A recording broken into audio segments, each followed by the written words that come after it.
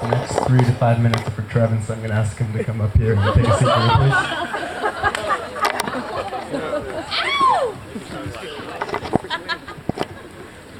Toby. Hi, my name is Toby Hardman, and I'm Trevin's best man. When Trevin asked me to be his best man, I was unaware of what a best man does. Trevin graciously explained that I was responsible for planning the bachelor party and dancing with all the single ladies at the reception tonight. I gladly accepted. It's the first time I've received the honor of making a wedding speech, and I naturally turned to the internet for help. After hours upon hours on Knot.com, MyWeddings.com, and eWeddings.com, it became blatantly obvious that the vast majority of best man speeches are standardized, uninteresting, and worse yet, recommend complete sobriety. So tonight, I'm doing my own thing. Everything that I am about to tell you is entirely true and is intended to explain Trevin's deep love for Anita and me. First and foremost, and most importantly, I love Trevin Phillips as if he were my brother. No matter how awful my day is, I always smile when Trey's name appears on my caller ID. I cherish our friendship and flattered that he chose me to be his best man. Although I appreciate the honor, in reality, the decision even wasn't a contest. As it turns out, I won by default. Not because I was such a great friend, but because I introduced Trevin to his two most memorable parts of college, Anita and Jack Daniels. While Jack was a college fling, Trevin's love for Anita is deeper and more passionate than ever. In the summer after our freshman year, I began dating my fiancée, Melissa Diamond. Besides being the love of my life, she also happened to be Anita's good friend and college roommate.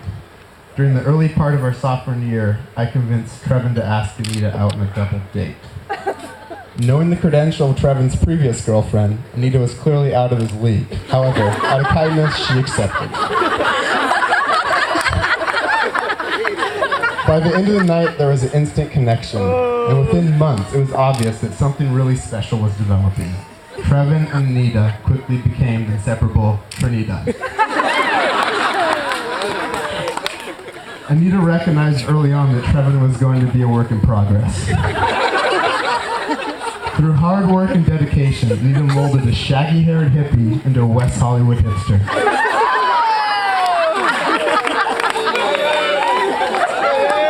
He even stopped rooting for the San Francisco Giants and became a fan of their hated rival, the LA Dodgers. That as well. But mostly. Unfortunately for Anita, I was far from an angel, and my influence on Trevin was counterproductive to her construction of a perfect soulmate. Anita.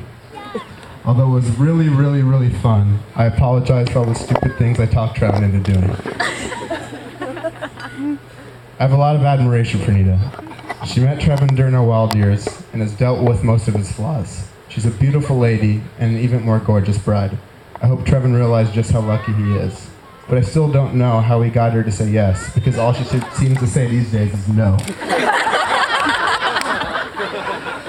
I met Trevin the first week of college in a pre-calculus class at Santa Clara University. The class was taught for all the special students who were unqualified to take freshman calculus. The first day of class, I cracked an inappropriate joke, and this kid sitting next to me, with long hair and huge gauges in his earlobes, began laughing hysterically at my unwarranted attack on our teacher. Trevin's laugh became contagious. I quickly lost control.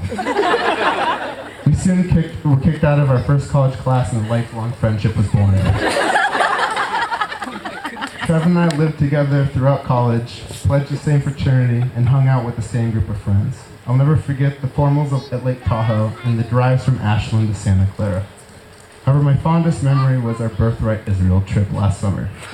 For those who don't know, Trevin is half Jewish and I'm a thoroughbred. Combined, we are 5% religious.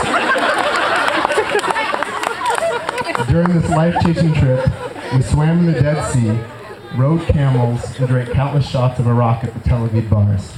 Not only did Trevin ask me to be his best man during our trip to the motherland, he also set a world record that will never, ever, ever be broken. Trevin Phillips was the first person to take a Birthright Israel trip that was uncircumcised.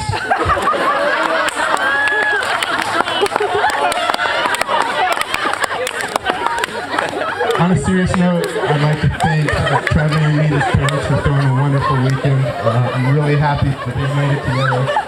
I love them so much and wish you guys all the best. Thanks a lot.